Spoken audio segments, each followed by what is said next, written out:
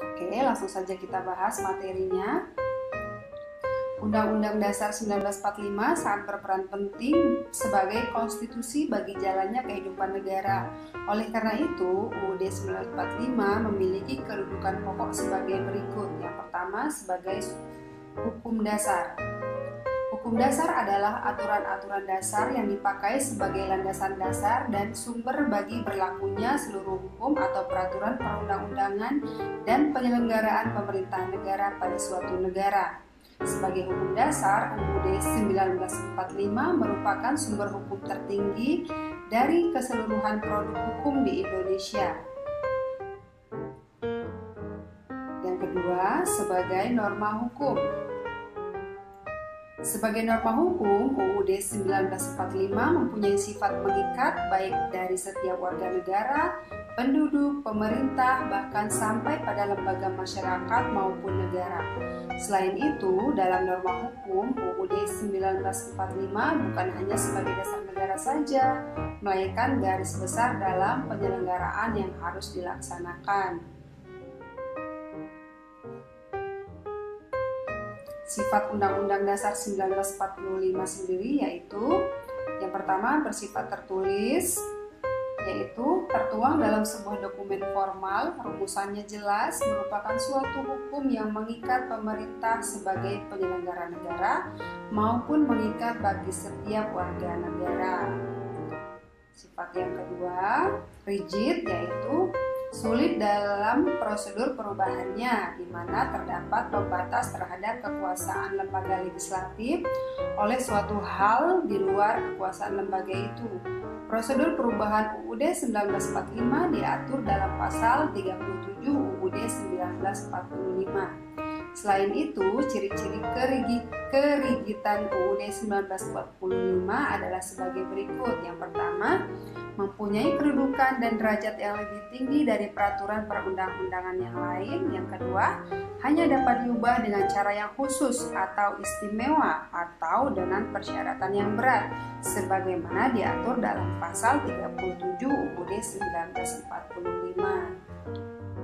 Sifat UUD 1945 yang ketiga yaitu bersifat singkat yang memuat aturan-aturan pokok, terdiri dari 16 bab dari pasal 1 sampai dengan pasal 37, 3 pasal aturan peralihan dan 2 aturan tambahan.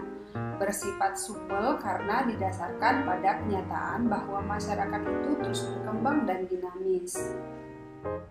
Yang berikutnya, berderajat tinggi atau tertib hukum tertinggi di Indonesia. UUD 1945 menjadi hukum positif tertinggi di Indonesia yang menjadi dasar dan sumber untuk mengatur segala aspek kehidupan bernegara yang akan lebih lanjut diatur dalam peraturan perundang-undangan lain yang berada di bawah UUD 1945. Kemudian arti penting UUD 1945 sendiri yang pertama menjadi dasar dan sumber berdirinya NKRI sebagai landasan konstitusional, sebagai aturan hukum tertinggi, salah satu pilar kebangsaan selain Pancasila, NKRI, dan Bhinneka Tunggal Ika. Kemudian, seperti apa perubahan UUD 1945 di video sebelumnya sudah pernah juga saya bahas ya, tapi ini perubahan dalam bentuk amandemennya. Nah, kekuasaan tertinggi di tangan apa saja latar belakang perubahan UUD 1945 dapat diidentifikasi sebagai berikut. Yang pertama, kekuasaan tertinggi di tangan MPR berdampak pada pengurangan makna kedaulatan rakyat. Yang kedua, kekuasaan yang sangat besar pada presiden. Yang ketiga, pasal-pasal yang terlalu fleksibel sehingga dapat menimbulkan banyak penafsiran. Berikutnya, kewenangan pada prosedur untuk mengatur hal-hal penting dengan undang-undang. Yang berikutnya, penilaian terhadap rumusan UUD 1945 tentang semangat penyelenggaraan negara belum cukup didukung ketentuan konstitusi. Perubahan yang dituntut oleh rakyat bertujuan untuk menyempurnakan aturan dasar negara. Tuntutan perubahan itu menyangkut tatanan negara, kedaulatan rakyat, hak asasi manusia, pembagian kekuasaan, kesejahteraan sosial, eksistensi negara demokrasi dan negara hukum, serta hal-hal lain yang sesuai dengan perkembangan aspirasi dan kebutuhan negara. Jalannya amandemen itu sendiri bagaimana?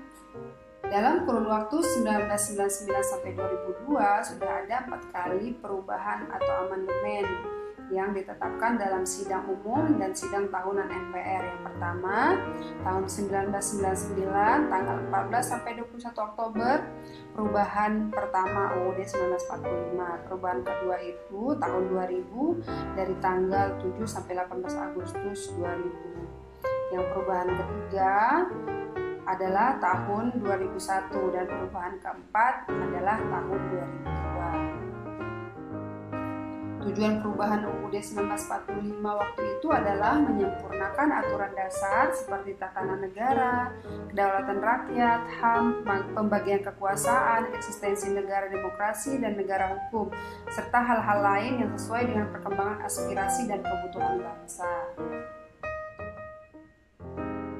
Nah, ini dia pasal yang diubah, kemudian isi perubahannya bisa dilihat ya.